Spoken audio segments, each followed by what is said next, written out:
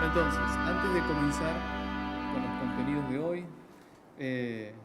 conversemos algunas cosas que le hayan quedado de ayer, dando vueltas, inquietudes, temas, comentarios, dudas, angustias e incertidumbres.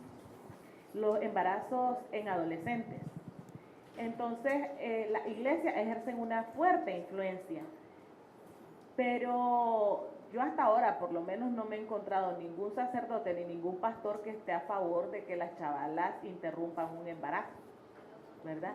Y tampoco las leyes de Nicaragua prohíben, ¿verdad? Claro que la alternativa es la prevención. Lo que nosotras queremos es que se prevengan, pero hay chavalas que, incluso en Matagalpa, hay chavalas que después de no encontrar ninguna salida han optado por el suicidio. ¿Verdad? No estoy hablando de este año, estoy hablando de años anteriores. Entonces, identificar los procesos, en cuál de los niveles está, fue para mí personalmente lo más difícil. Me parece que lo que resulta difícil es despegar un proceso de una persona, despegar o de una institución o de una identidad, verlos de manera separada. Eso es difícil, pero es importante porque eso les va a permitir niveles de gestión diferentes a ustedes. Ayer muchas veces apareció el cómo frente a determinados sistemas o a determinados estamentos que son prácticamente intocables o que son incambiables. Entonces, cuando terminó el encuentro de ayer, yo le decía al compañero aquí, al arquitecto, que también me planteó así en privado el cómo, busquen escalas de intervención, Probablemente cambiar determinadas estructuras en determinados sistemas es imposible, al menos por el momento. Pero busquen escalas de intervención. A veces nosotros intentamos cambiar a las personas y no a los procesos. No cambiar las características personales de una persona, el descuido, la actitud, la falta de educación, sino cambiar las condiciones de vida que sostienen esa actitud y esa personalidad. Por eso, en esa herramienta yo insisto, separen a la persona del proceso. Porque, a ver si trato de ser claro en esto, yo muchas veces a los estudiantes, sobre todo cuando hablamos de organizaciones, ¿no? Que ellos se quejan por su jefe y que su jefe es un desgraciado y todos los adjetivos que pueden tener. Entonces yo les digo, miren, tengan cuidado, el problema no es el desgraciado, el problema es que el sistema está enfermo y necesita un desgraciado que lo estabilice. Si yo saco el desgraciado y le pongo un líder espiritual, le pongo un líder con vocación de servicio, desbarato el sistema se cae porque no está preparado para eso. Yo necesito transformar condiciones de vida, no personas. Si yo transformo las condiciones de vida, veremos cómo esas personas se acomodan a esas nuevas condiciones de vida. Algunas se acomodarán, otras seguirán siendo desgraciados, pero el mismo sistema tiene otros recursos para poder absorber al desgraciado. ¿Se entiende lo que les digo? ¿Sí? Me surgen una apreciación personal, ni siquiera es ni una intervención, ni un consejo, ni una intervención académica. Pero sí me surge decirles esto. Yo creo que tienen un gran desafío, todos, de transformación, en lo que los escucho, en lo que han sido sus logros, sus éxitos y también sus experiencias de fracaso. Y probablemente si algo está sirviendo el trabajo desde el fin de semana y es para llevarlas y llevarlos a un desafío, que a mí me parece lo siguiente, es romper la linealidad y hacer un abordaje transversal de las problemáticas. ¿Qué quiero decir con linealidad? A mí me sale una figura, a ver si se la puedo expresar. Vamos a cambiar porque no sé si llega.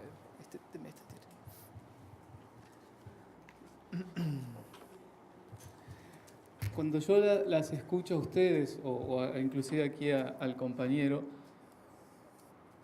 nosotros trabajamos en el abordaje de esta problemática, llame como se llame, pero es claramente definida.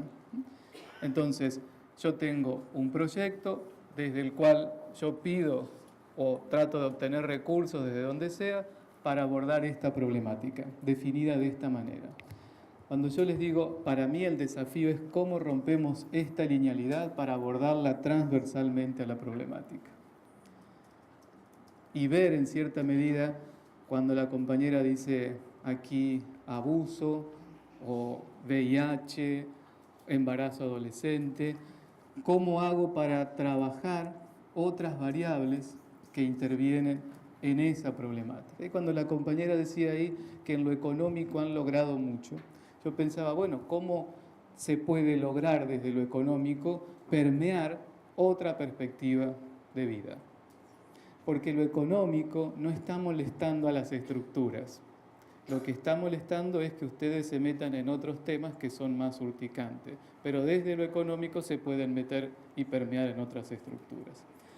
Eso es romper la linealidad, eso los obliga a ser más estratégicas, mucho más estratégicas, porque tienen que empezar a moverse en donde el sistema les está dejando los huecos que ellos ni se dan cuenta, pero ustedes pueden meter las perspectivas.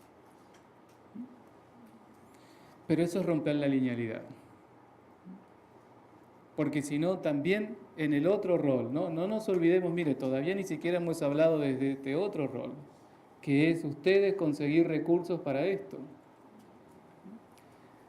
Entonces, aquí es donde a mí me surge esta imagen, que no está del todo acabada, por eso les digo, es una apreciación personal. Yo veo y escucho en todas sus intervenciones mucha linealidad.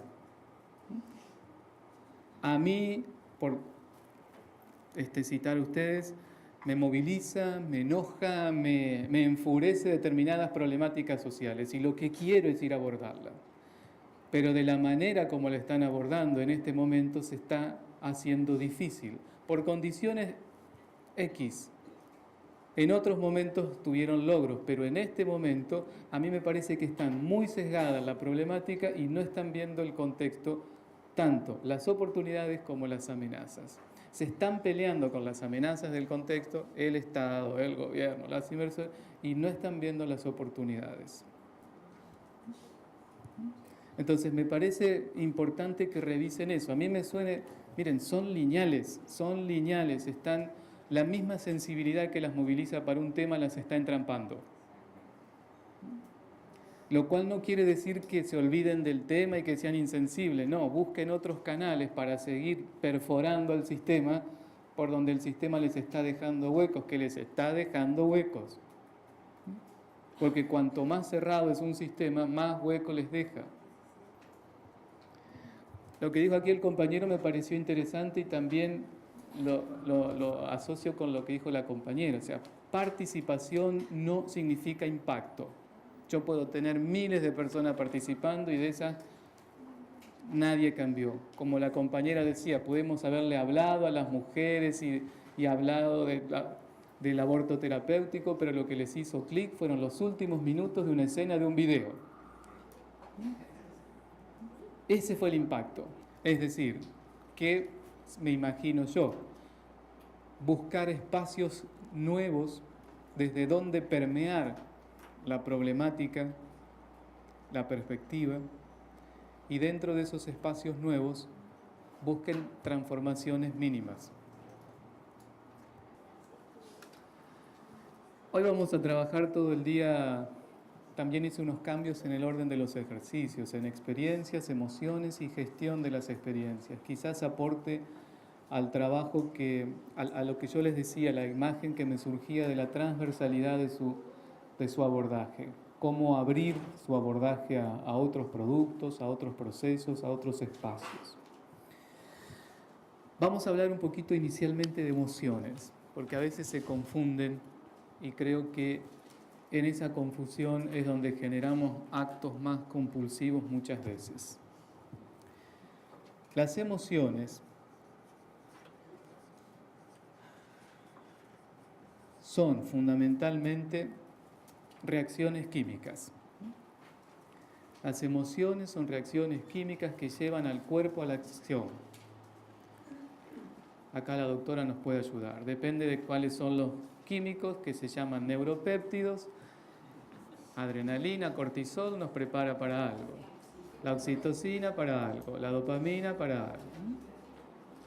Son químicos que evolutivamente nos ha permitido responder corporalmente frente a determinadas cuestiones del contexto. O sea, siempre que hay adrenalina y cortisol hay una respuesta corporal. Siempre que hay oxitocina hay una respuesta corporal. La mujer embarazada es un torrente de oxitocina. Lo mismo cuando uno se enamora de una persona, de un proyecto, hay mucha oxitocina, por la empatía. La dopamina es euforia, es alegría. Uno puede tenerla porque le salieron bien las cosas o porque se está drogando con cualquier sustancia, legal o ilegal. El efecto es el mismo. El efecto es el mismo. Y yo quiero recalcar esto, para el cerebro es exactamente lo mismo. Que usted tenga éxito personal en un proyecto, que esté enamorado de un proyecto, o que la dopamina la pueda lograr a través de otras sustancias externas, legales o ilegales. Pero las emociones son químicas y las respuestas químicas probablemente en algunos mamíferos sean exactamente iguales. ¿Qué pasa con nosotros? Esa descarga emocional se va a cruzar indefectiblemente en el caso de los humanos con pensamientos. Entonces, frente a determinada, tomemos ejemplos sencillos de los que ustedes han comentado acá. Yo tengo que ir a hablar con el funcionario que detesto. Es lógico que lo que segregue cuando me siento en la oficina es adrenalina y cortisol. Es a pelear o a huir. Pero lo que pasa es que se me empiezan a cruzar con determinados pensamientos. Y este desgraciado ahora, ¿qué me va a pedir? Y eso va a generar un sentimiento.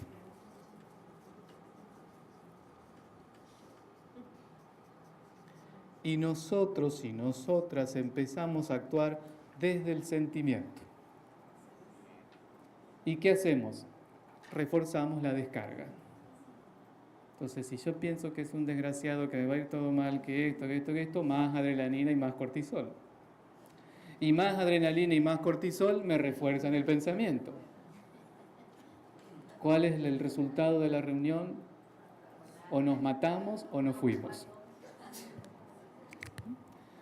¿Dónde quedamos entrampados y entrampadas? Acá. ¿Por qué? Porque siempre la química es la química. Pero, o sea que las emociones siempre son iguales. Lo que no es igual es el sentimiento, porque eso depende con qué pensamiento lo crucé. ¿Sí? Cuando yo digo pensamiento, entra ideología, entra marco de referencia, entra formación personal, creencias, hábitos culturales, etcétera, etcétera. Esto es lo que nos ha hecho humanos, esto es lo que nos ha hecho crecer, esto es lo que nos ha hecho soñar y al mismo tiempo es lo que nos entrampa. Iba a decir otra palabra, pero no. Nos están filmando. Estamos en cámara, sí. Cuando nosotros trabajamos bajo presión y el mecanismo de adrenalina y cortisol perdura en el tiempo, lo primero que afecta, y eso está comprobado y medido científicamente, es que se reduce la capacidad cognitiva de la gente en un 50%. ¿Qué es la capacidad cognitiva? Planificar, decidir y crear. Por ahí decía esta compañera, creo que necesitamos relajarnos. En gran parte sí, porque bajo estado de presión no van a haber alternativas, porque el cuerpo está preparado para otra cosa. La sangre, por decirlo de una manera burda, ¿no?, se le fue de la cabeza y está en las extremidades. Entonces, sin sangre en la cabeza, cosa que no es verdad, pero es una metáfora, es muy difícil pensar, es muy difícil crear, porque ustedes están preparadas para la guerra. Entonces, de la misma manera, tengan en cuenta cuántas veces cada uno de nosotros o de nosotras genera sentimientos que son absolutamente contrarios a los que quiere desarrollar. Entonces, de eso vamos a hablar. Ya sabemos dónde quedamos entrampados. Todos los seres humanos, y ahí una vez más con esos ejemplos a veces tontos o burdos que vienen más que nada de las psicologías de autoayuda, miren al perro, miren al gato, miren al pájaro cómo vuela de manera fluida, y claro, porque no tienen esto. Pueden fluir porque no tienen esto. Fluir como el agua, dice. Fluir como el agua. Tienen los animales, y desde los pájaros hasta los mamíferos en mayor escala, tienen todos la posibilidad de el manejo de las emociones como un mecanismo de supervivencia. Evolutivamente ustedes saben que los pájaros son los que empiezan a tener sistema límbico, que es el manejo de las emociones. ¿Por qué? Porque los pájaros son los que evolutivamente los primeros que empiezan a cuidar sus crías. Los reptiles no tienen sistema límbico, por eso se comen a sus hijos o los dejan abandonados y no tienen ninguna culpa. ¿Qué proceso cultural, histórico ha sido tan fuerte que ha borrado determinados? Yo lo veo desde el punto de vista neurobiológico, nada más que el neurobiológico. Ustedes pónganle toda la carga de género que quieran. Pero si yo lo veo desde el punto de vista neurobiológico, digo, wow, qué carga histórica tan fuerte, tan dura, que ha borrado 3/4 partes de la evolución. Tienen una estructura de vida límbica.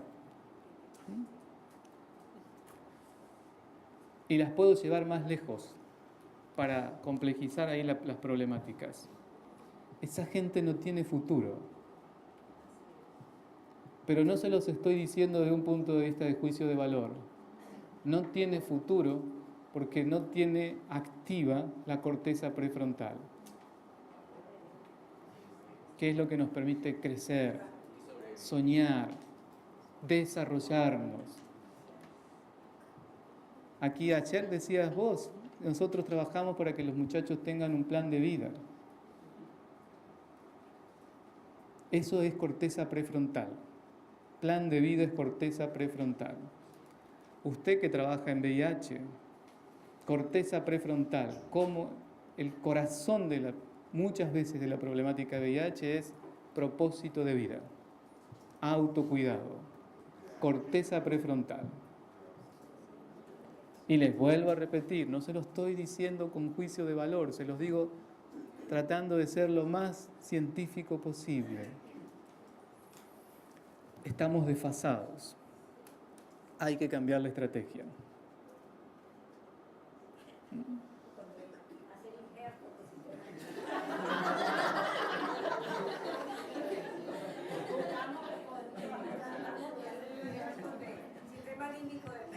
Claro, usted...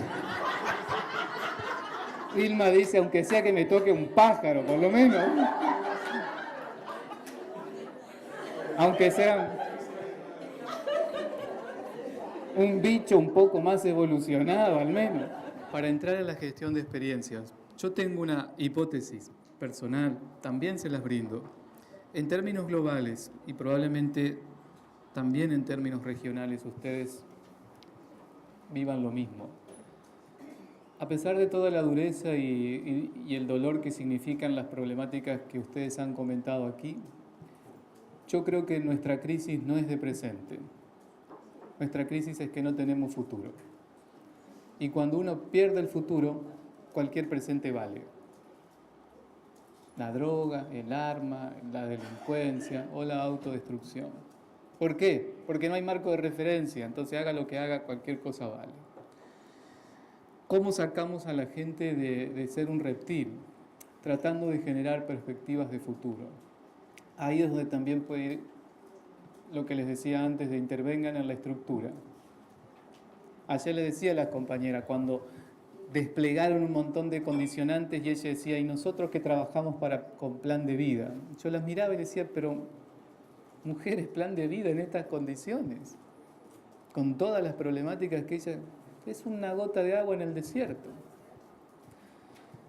Que estuvo muy interesante también, ¿no? Pues sí, bueno, El plan de vida quizás es el camino, porque significa perspectivas, sacarlo de ese presente continuo del que solo pueden vivir los reptiles, porque ni los pájaros tienen esa reacción.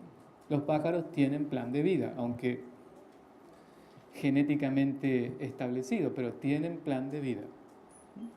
Cuidan a los hijos, saben en qué momento se tienen que ir, lo acompañan, lo sueltan y vuelven a su plan de vida. Entonces, fíjense a qué nivel hemos llegado culturalmente, estructuralmente, para que nosotros quedemos casi en escala de reptil, sin plan de vida. Y sin plan de vida cualquier cosa vale, porque nada importa. Entonces, me parece que ahí tienen otra enorme perspectiva de trabajo, que es cómo ampliar las posibilidades del futuro. Porque el cambio tiene que ver con una experiencia. Y yo les decía ayer cuando comenzábamos, la experiencia es emocional.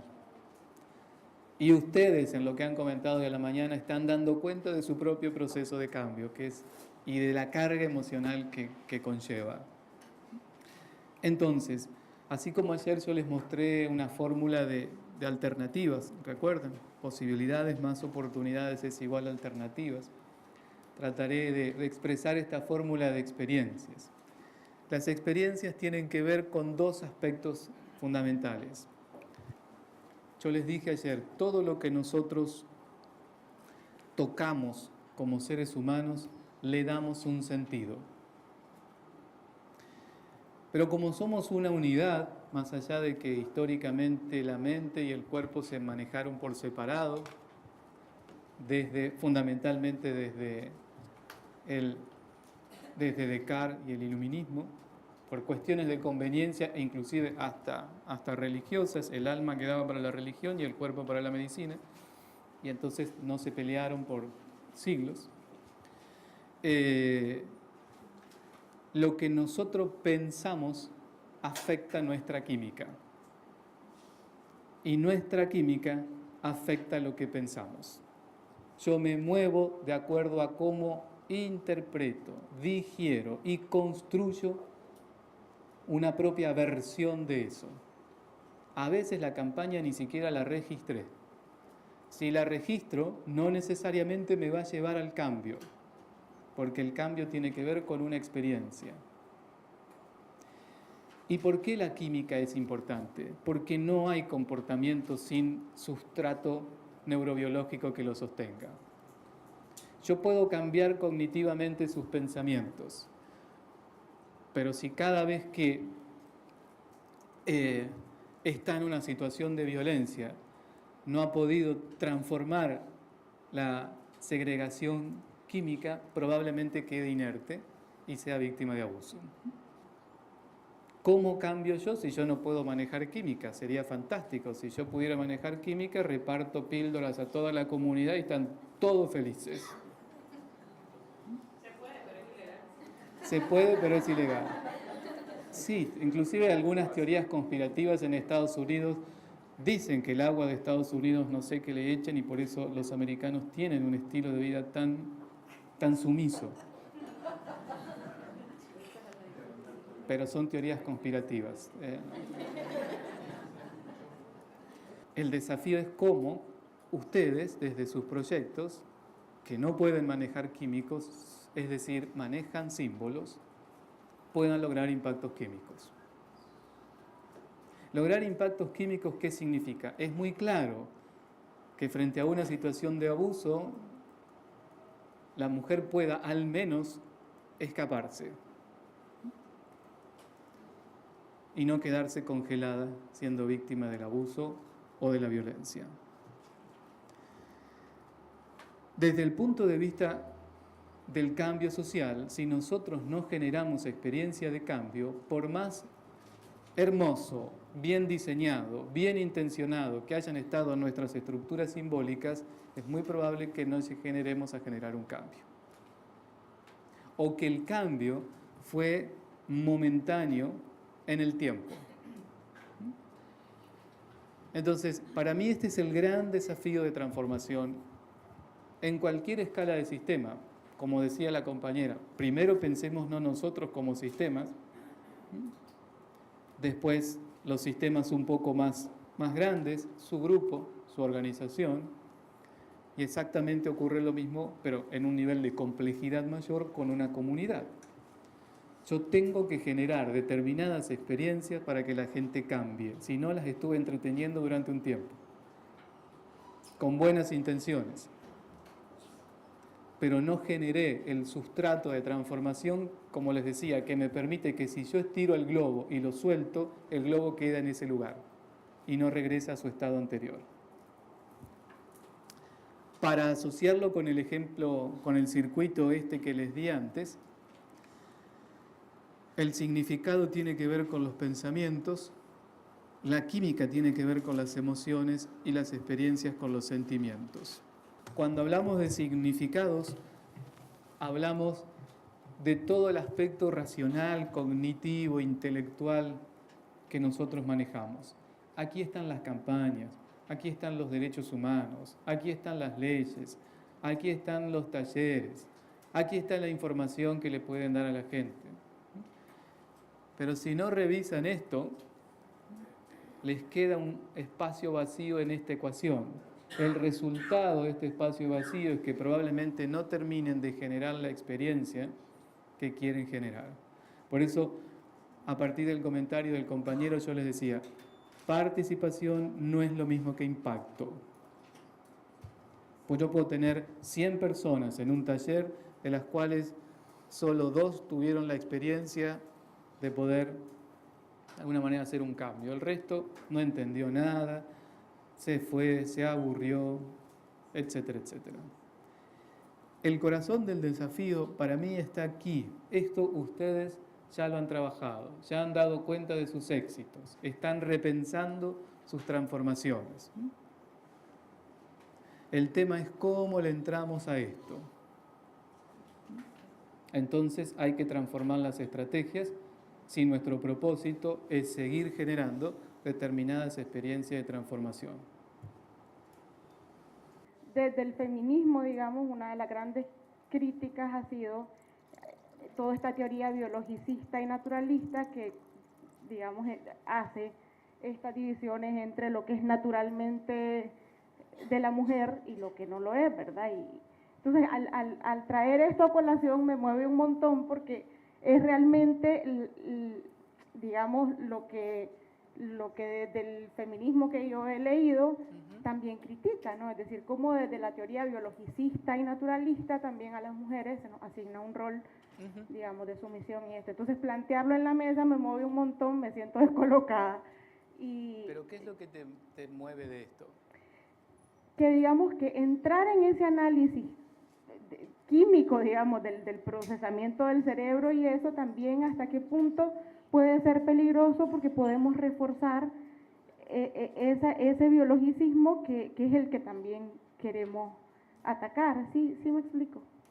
Que existe el riesgo de la manipulación, existe el riesgo, sí, eso existe el riesgo, pero en este caso de lo que estamos hablando es del cuerpo y también, así como existen diferencias físicas visibles, también existen diferencias biológicas, neurobiológicas que se están estudiando entre hombres y mujeres. Creo que el riesgo es creer que uno es mejor que otro, no, las diferencias existen y eso existe.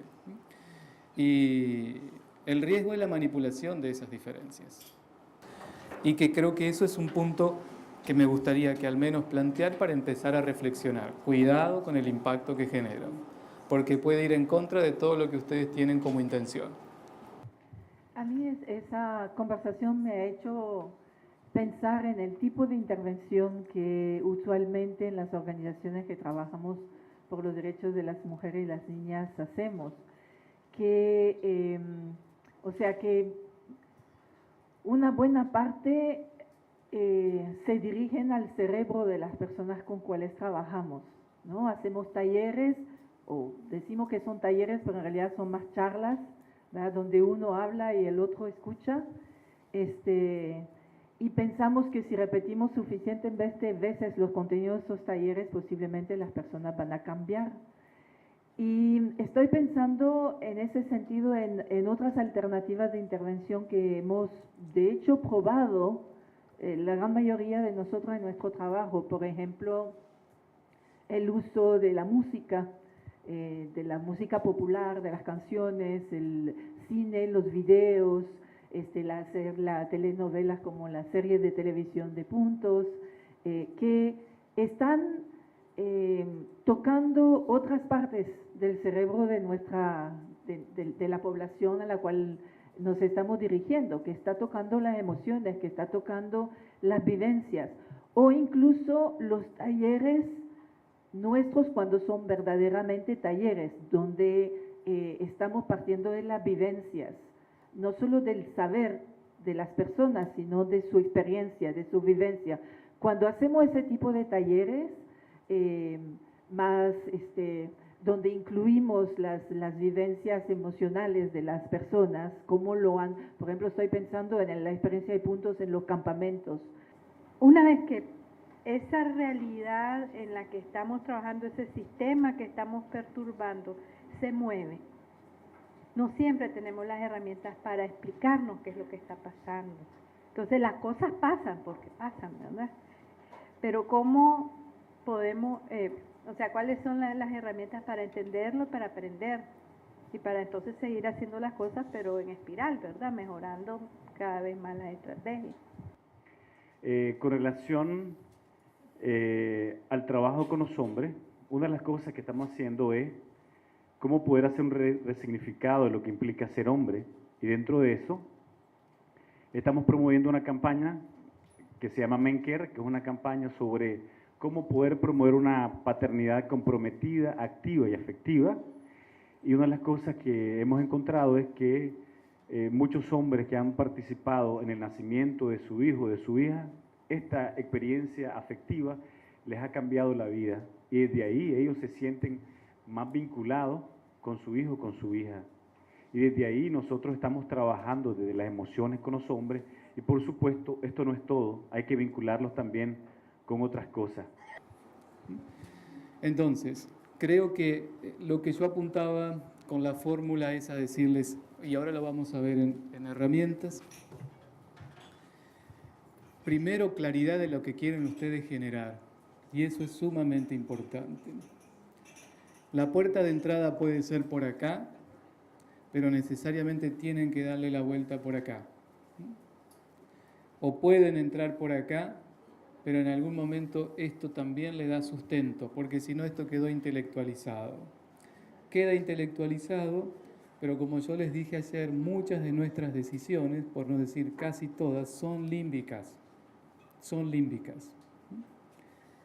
Entonces, yo lo puedo tener muy claro intelectualmente, pero mis decisiones vienen por acá.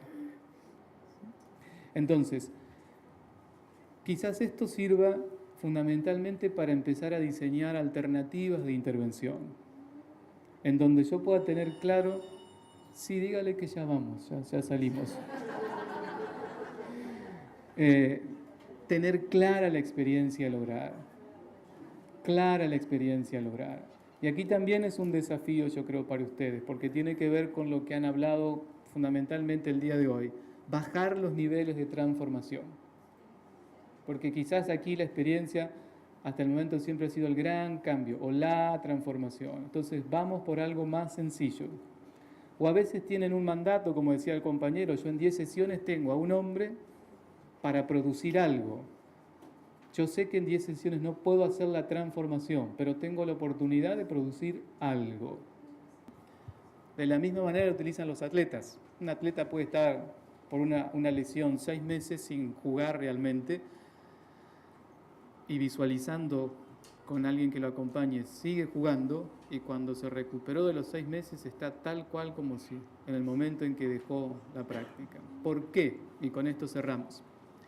Porque para el cerebro, estructuralmente, no existe el afuera y el adentro. No existe. Es un patrones neurobiológicos que determinan modos de comportamiento. Yo puedo trabajar visualizando, puedo trabajar entrenando, puedo trabajar de las dos formas. Y hay investigaciones en todo eso. En entrenadores, en niños enseñándole a tocar el piano y en intervenciones en situaciones traumáticas o situaciones de crisis. Entonces simplemente son puertas de entrada que me permiten alternativas. Yo lo que quisiera reforzar es la idea de mucha claridad en la experiencia que quieren lograr. Y ahí está en la definición de la estrategia de la que hablábamos. Él tiene esta posibilidad, por decirlo, 10 sesiones con un hombre, obligado va al tipo, pero la tiene. ¿Qué se plantea él como la experiencia a lograr en esa persona? Eso es clave. Y después verá las puertas de entrada. Obviamente, si le llega un hombre rígido, duro, violento, no le va a entrar por las emociones, porque eso no va a lograr nada. En el mejor de los casos no logra nada. ¿Cómo? No sale naturalmente en los hombres y tampoco en una situación como esa. Estas son puertas de entrada para su estrategia. Puertas de entrada para su estrategia. Sí, lo que me parece es no insistan solo en lo cognitivo porque refuerzan lo instalado. Y no solamente se queden con lo emocional, porque si no arman desde lo cognitivo, la pasaron hermoso, por ejemplo, en el campamento. Pero bueno, ¿y después qué? Son como esas empresas, por ejemplo, en este momento cuando está el clima muy tenso en la empresa, bueno, el viernes hagamos una fiesta. Se emborrachan todos, la pasan bárbaro y el lunes vuelven a la misma empresa jodida de todos los días. Se agrandó el problema. El esquema que les había prometido. Este esquema es de Virginia Satir. Virginia Satir fue una extraordinaria terapeuta familiar americana. La PNL, la programación neurolingüística, surge de la sistematización de lo que hacían 3 grandes terapeutas casi magos en Estados Unidos. Uno era Fritz Perls, de la Gestalt. El otro era Milton Erickson, fundamentalmente la hipnosis. Y la tercera era Virginia Satir, que trabajaba terapias familiares y comunicación. Este es un esquema de procesos de cambio en situaciones familiares. Pero sí se han hecho traslaciones, personas que estudiaron con Virginia Satir, que trabajan en cambio organizacional, también lo aplican con los mismos pasos y se repiten en procesos de transformación organizacional. Entonces, aquí vamos a ver en el tiempo, a medida que va pasando el tiempo, cuáles son las etapas de transformación en un sistema humano frente a distintos cambios. Nosotros partimos de un antiguo orden, de una estructura que necesitamos cambiar. Esa estructura tiene que ver con X síntoma. Desde una disfunción en pareja, un niño o una niña que se orina en la cama, lo que quiera. Más simple, digamos, en términos de ciclo de vida, o más difícil y dolorosa en términos de disfunción. El primer paso, cuando ustedes introducen una intervención, es una enorme perturbación. Piénsenlos también en sus propias prácticas de intervención, en sus propias problemáticas. El sistema entra en shock, porque se le desarma lo conocido, malo o bueno, se le desarma lo conocido. Entonces, lo primero que pasa ahí, bueno, algunos miembros quedan inertes hasta que vuelven a rearmar la historia. Algunos miembros entran en confusión y otros los quieren matar. Y este paso es fundamental. Este paso hay que pasarlo. No necesariamente todos los procesos lo pasan. ¿Cuánto dura en el tiempo? Y es muy difícil porque depende de la problemática y del sistema. Pero es el momento en que ustedes tiran la bomba. y se la tienen que aguantar, porque el sistema le devuelve con todo. Una vez que pasa este tiempo de profunda perturbación, aparece algo más de aceptación. No bajan los niveles de perturbación, todavía no bajan los niveles de movilización, pero sí hay una concepción de la irreversibilidad del proceso. Entonces empieza a aparecer la aceptación. Bueno, esto viene de esta manera.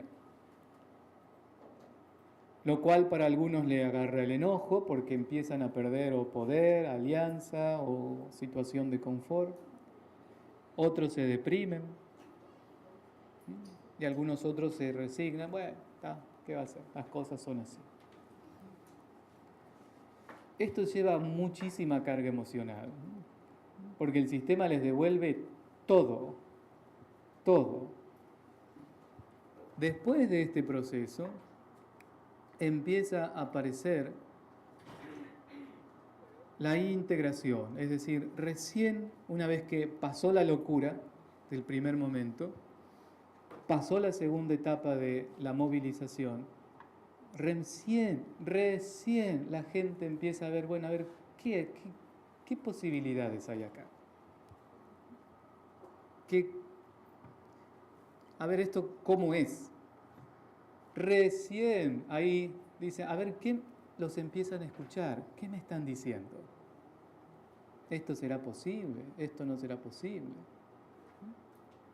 Entonces, en ese nivel puede aparecer el descubrimiento, puede aparecer que eso que ustedes les están ofreciendo como alternativa tiene que ver con ellos, el que se cuiden, el que se respeten, lo que sea.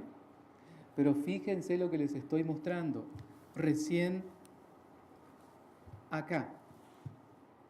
Si ustedes le dicen acá, cuídense, respétense, no los escuchen, están absolutamente en otra. ¿Por qué les digo esto? Porque acá la intervención pasa por otro lado. Pasa por aguantar el impacto. Porque le van a decir de todo, de todas las palabras, le van a tirar con cogniciones o con objetos físicos, le van a tirar con todo. Y si ustedes vienen tratando de meter la campaña acá, se la van a tirar también encima. Porque recién acá hay espacio para escucharlos, para escucharlas.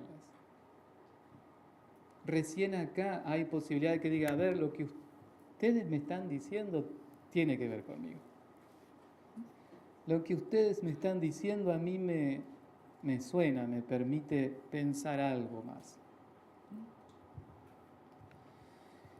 Y después, recién de entrar a dialogar con la propuesta de cambio, aparece lo estructural de lo que hablábamos hoy a la mañana, un nuevo orden. Yo les decía que esa experiencia de vida me enseñó a ser humilde. ¿Qué quiere decir? Que no todos los sistemas pasan esta etapa. Y que yo no soy el artífice del cambio. Soy alguien que lo puede acompañar. Si el sistema quiere, puede seguir avanzando. Entonces, este esquema me parece importante porque tengan en cuenta que muchas veces, probablemente, han querido o han esperado resultados desde este espacio del sistema o desde este momento del sistema, cuando en realidad estaban en este.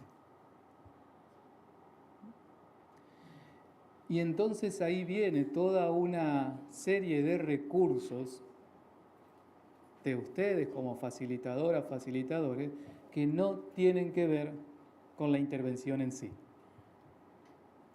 Por eso se los digo, porque acá o acá hay que tener espaldas para aguantársela. Hay que tener espaldas y ustedes tienen que saber que el sistema pasa más o menos tiempo por esto. Yo les dije ayer, si el sistema no pasa por esto, es mentira. No es del todo genuino esa necesidad de transformación, es histeria. Tengan cuidado con eso, porque aun cuando esto sea disfuncional, no llegan fácilmente a un nuevo orden. Por X razones, por múltiples causas. Pero una vez más le digo, cuidado con eso, porque quizás muchas veces ustedes pretenden, bueno, ni hablar de que pretenden esto, pero bajemos un poquito las expectativas, pretenden concientización, conciencia social, también escuché a lo largo de estos días. Bueno, eso al menos para que alguien se concientice tenemos que estar en este nivel. No descuiden estos dos. No descuiden estos dos. Yo creo que a veces uno pone su propósito en el sistema y el sistema no hace lo que uno quiere. Entonces ahí es donde yo les decía, está la humildad de cada uno de nosotros como facilitadores de ver qué recursos le dejamos al sistema, porque a lo mejor es un problema nuestro que cambie y no es un problema de ellos. Ustedes me dirán, sí, me pueden discutir esto políticamente, ideológicamente, legalmente, epistemológicamente. Sí, seguro. Pero poder tener la sensibilidad para decir, si yo me corro del velo de qué es lo que debería ser, trato de ver qué es lo que puedo hacer para dejarle recursos sobre la base de que eso no es una máquina, que lo que yo coloqué acá quedó para toda la vida en la máquina, sino que forma parte de un sistema dinámico que a lo mejor en algún momento se transforma. Pero en eso sí, hay que tener muy claro el propósito, coincido con Vilma, hay que ser humildes, respetuosos. Y también en ese sentido creo que optimistas en que la dinámica del sistema humano puede generar transformaciones y que esas transformaciones no dependen de nosotros. Yo siempre le digo a los alumnos, yo como docente y yo como facilitador puedo ser un accidente fatal o un accidente glorioso en la vida de ustedes. Depende cómo me posicione. Y siendo facilitadores de cambios sociales también. Entonces yo tengo mucho cuidado y hay un trabajo paralelo todo el tiempo en mí de trabajar con el sistema, pero sin perderme de vista trabajando con el sistema. Hay una diferencia fundamental entre datos e información y experiencia. E inclusive también los ingenieros tienen una diferencia entre lo que es un dato y es una información. No vamos a ahondar en eso. Pero hay una diferencia fundamental para decirlos en términos que ustedes más manejen, entre lo que es una campaña, con lo que difunden, con lo que muestran, sea por la vía que sea, y lo que le termina quedando a la gente de esa campaña. Lo que sale por los medios, lo que hacen inclusive en talleres. En principio eso es datos, es información, y lo que le termina quedando a toda esa gente. En el medio que está, que produce este paso de la información a la experiencia, la subjetividad de las personas. Y esa subjetividad la podemos envolver nuevamente en 3 dimensiones mucho más dinámicas que la que vimos al principio cuando hicimos el esquema.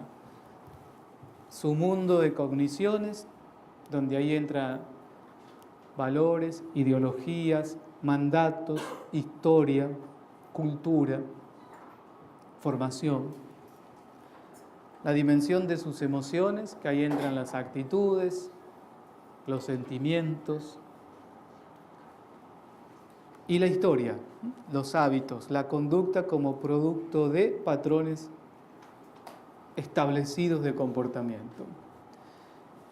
Estos son mundos sin límites estrictos, se mueven, pero en ese movimiento todo lo que le generamos desde acá se filtra a través de esto y de acuerdo a cómo se filtra queda una experiencia. A veces ni siquiera pasa el umbral. Podemos hacer una campaña, una cuña de radio que en la vorágine de la vida cotidiana ni siquiera pasó este umbral. En otros casos, como planteaba Ana, todo nuestro trabajo va directo acá. Y descuidamos esto, y descuidamos esto. No digo descuidamos en un sentido de sanción, sino que no lo tuvimos en cuenta. O también, como les decía antes, vamos todo por acá y hacemos algo emotivo y nos abrazamos y todo, pero no le dimos la vuelta ni por acá ni por acá.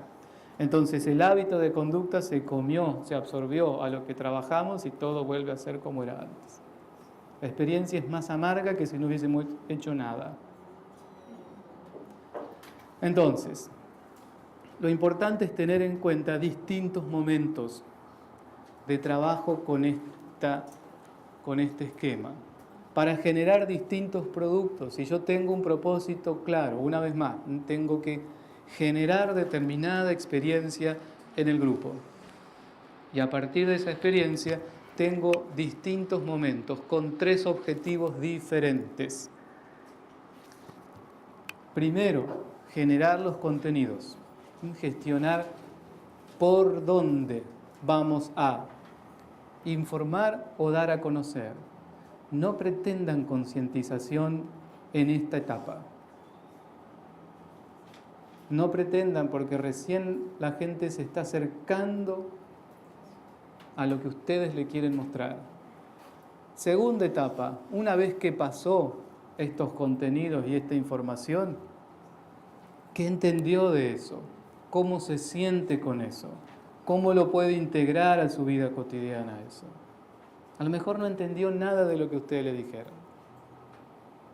A lo mejor hicieron un taller súper preparado, con toda la buena voluntad del mundo. Y lo que el taller decía generaba tanta perturbación emocional que se cerraron y no quedó nada de eso. Y en tercer lugar, gestionamos el contenido, gestionamos la integración de ese contenido en esa historia.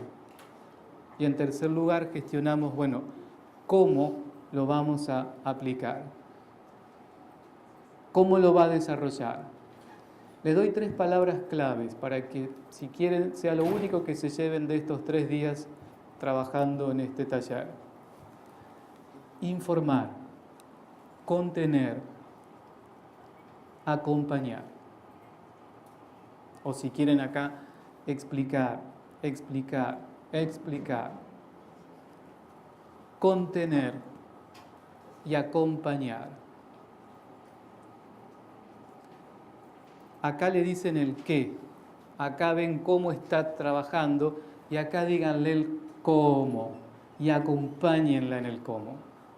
Porque ustedes probablemente lo tengan muy en claro por su historia, por su revisión, por su militancia. Pero la gente probablemente no. Díganme cómo salgo de esta situación.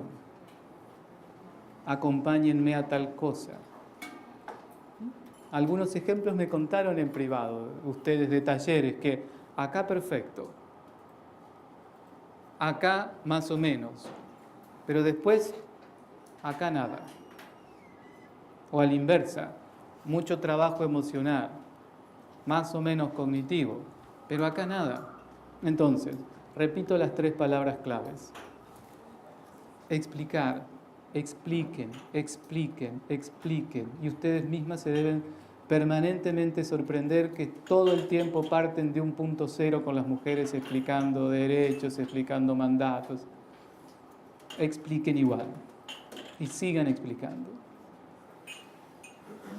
Vean qué pasa con eso que están explicando. ¿Qué pasa en ese mundo subjetivo de emociones, de cogniciones? ¿Qué pasa en la historia? Y en tercer lugar, acompañen. Generen dentro de los dispositivos algo que las acompañe. Ustedes pueden generar una campaña que genera tanta perturbación con los contenidos que están mostrando que si no hay contención, todo retrocede. O generan información, generan concientización y no le dan herramientas, vuelve todo hacia atrás. algunos dispositivos concretos.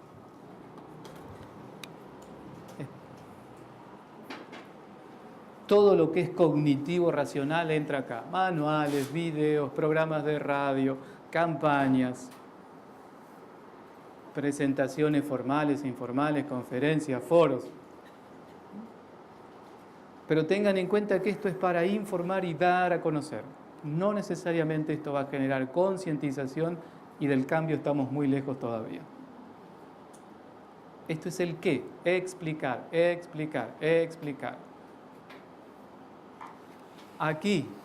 Acá tengo que empezar a poner el cuerpo. Acá no necesariamente pongo el cuerpo, con una campaña me basta, con un medio me basta, pero acá tengo que poner el cuerpo. Y entonces veo qué pasa con ese colectivo frente a esto. Y acá vienen los talleres más vivenciales, todo lo emocional, lo lúdico, el coaching, el role-playing. Role-playing es juego de roles, simulaciones, actividades recreativas. Como yo les decía, hagan un taller para recuperar de las abuelas de determinada comunidad los saberes de las mujeres.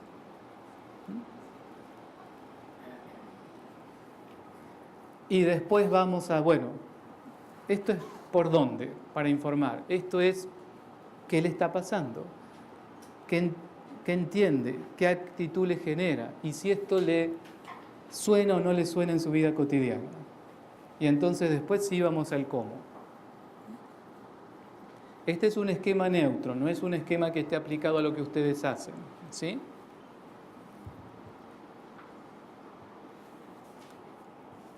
Por eso no, las palabras pueden que no tengan que ver específicamente con su actividad.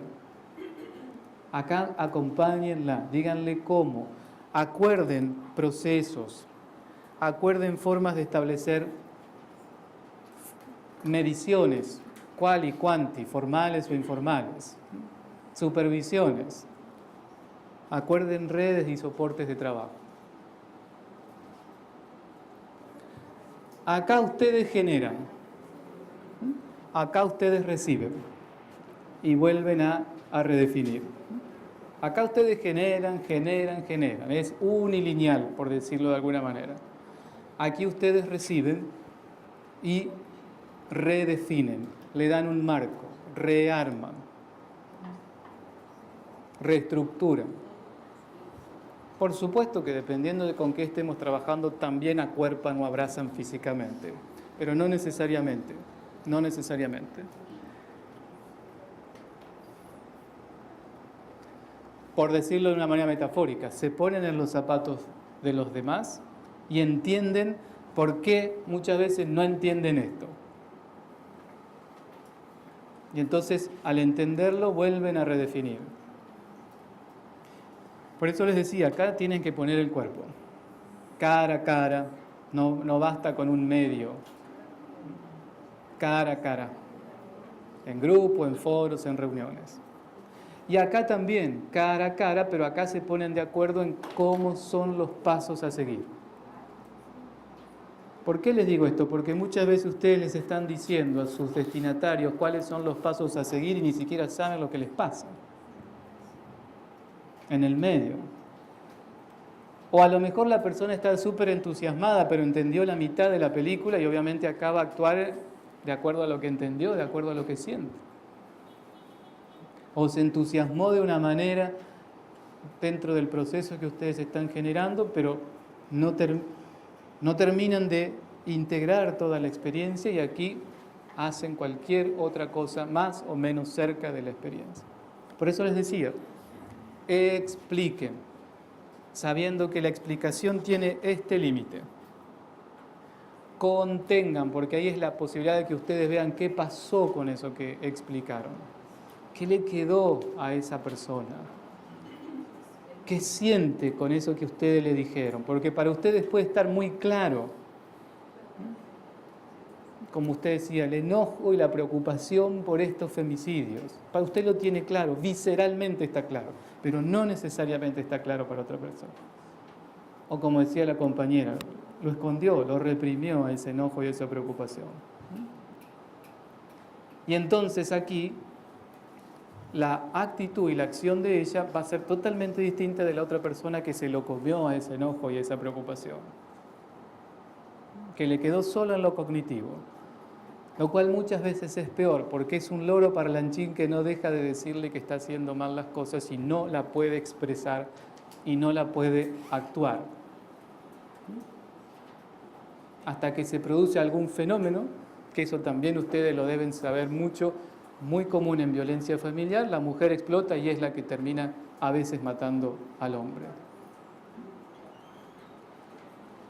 Por ese salto violento, que no tiene nada que ver con que ella sea violenta, con que fue un episodio, que aquí lo único que le salió fue la explosión de todo esto que estaba contenido. Entonces, les dejo un esquema. Si quieren, después del almuerzo podemos hacer un ejemplo, que ustedes tomen cualquiera de sus trabajos y dividan, por ejemplo, el trabajo con niñas, con embarazos, con lo que quieran, y lo dividan en 3 cuerpos de contenidos.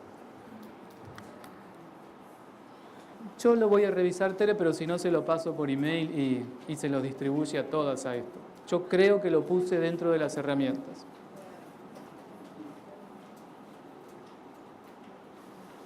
Hagan esta tabla de 3 contenidos y digan, bueno, frente al trabajo que sea, intervención que sea, ¿qué vamos a trabajar en contenidos? Bueno, trabajaremos radio, trabajaremos póster, trabajaremos televisión. ¿Qué vamos a trabajar para ver qué pasó? Haremos foro, haremos talleres,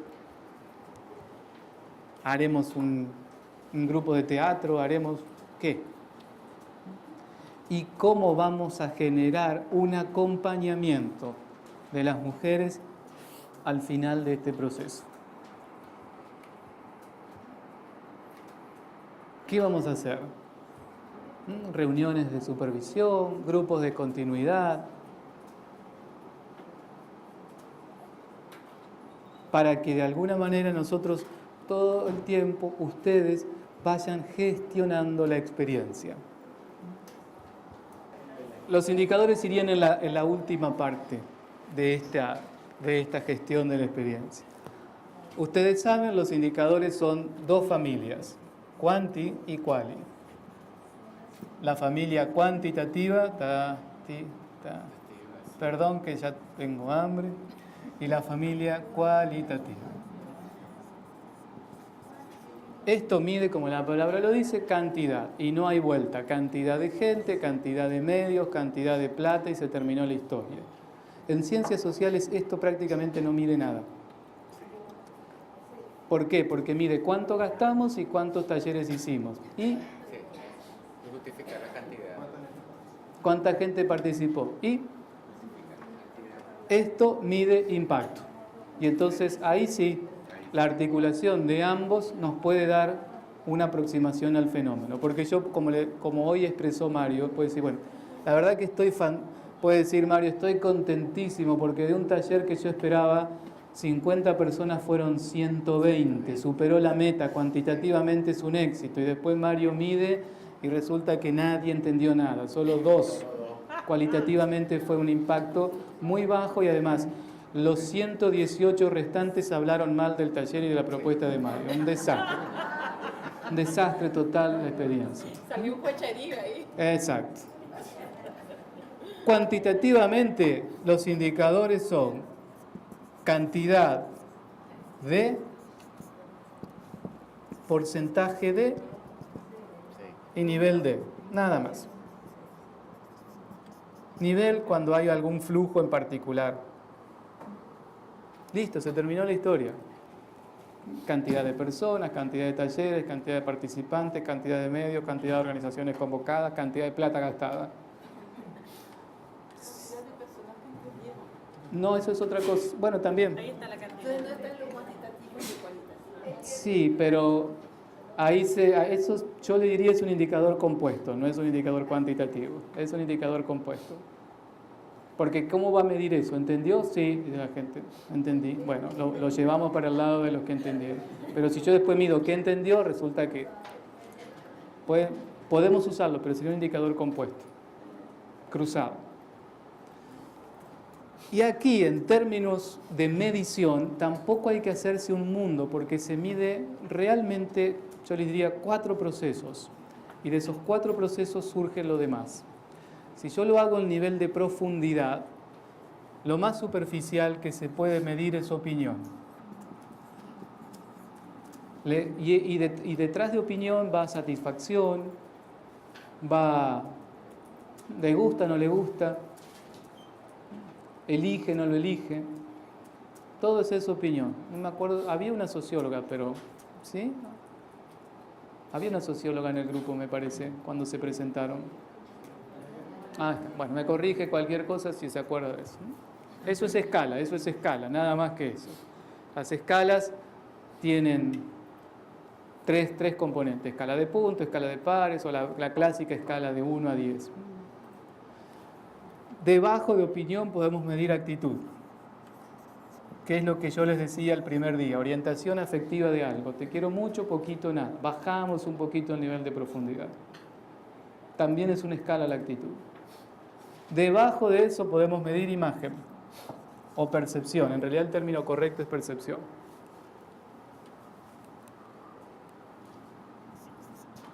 El instrumento. Esto puede ser escala. Con escala se mide. El instrumento por excelencia para medir percepción, y de percepción va, reconocimiento, características, calidades, cualidades, imagen, es el diferencial semántico. El diferencial semántico es una escala con adjetivos opuestos. Entonces la gente se orienta hacia un lado o hacia otro.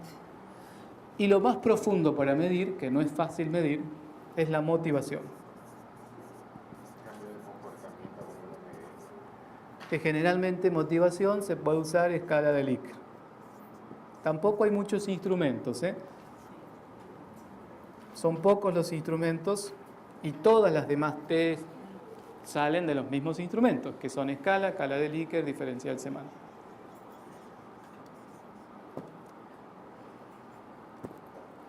Entonces, también cuando hablamos de lo cualitativo es nivel D o índice D. Podemos hablar nivel de comprensión, nivel de conocimiento, y lo puedo cruzar con nivel de participación. Por ejemplo, en transferencia de tecnología se trabaja con esos 3 indicadores: nivel cantidad, nivel de conocimiento, es decir, qué es lo que la gente entendió, nivel de aplicación, qué es lo que la gente está usando. Entonces ahí podríamos llegar quizás a un indicador compuesto de conocimiento y aplicación. El clásico indicador que está de moda en las organizaciones, que es clima organizacional, es la conjunción de varios indicadores, que mide opinión, mide actitud, mide percepción. Entonces no hay mucho más que esto. Aquí es cantidad D, porcentaje D, aquí es nivel D o índice D. De lo cual surge toda otra serie de mediciones. Por supuesto que en lo que usted está planteando, Mario, ahí hay una cuestión clave que no es culpa del indicador, es culpa del diseño muestral. Por como yo decía a partir de la pregunta de Ana, yo no puedo medir conocimiento diciéndole a la gente, ¿entendió? Sí. ¿Conoce? Sí. Sí, claro. Tengo que generar otros instrumentos para ir más profundo, para contrarrestar, para chequear y ver realmente qué nivel de comprensión y de aplicación. Entonces, tiene un abanico que a mí me parece importante. Si va a negociar con Dios y con el diablo le va a pedir esto, que lo tenga en claro. Y que también es importante que también lo tenga en claro, porque son marcos de referencia que usted le permite. Usemos el ejemplo que le decía antes. Usted está fascinado porque fueron 120 personas a la convocatoria. Pero cuando empieza a medir acá, se da cuenta que hubiese preferido 6 y no 120. El problema muchas veces con los indicadores que miden el final de un ciclo. Y si usted dice 5 años, claro, cuando yo ya medí no tengo alternativas. Entonces, ¿qué hago yo a eso? Genero indicadores intermedios. Para dividir el proceso en procesos pequeños que me permitan la corrección o la rediagramación. Y también, pasa que también necesitan la ayuda de alguien que pueda traducirle su diseño en indicadores, que no es fácil, pero sí es necesario si no están formados en metodología.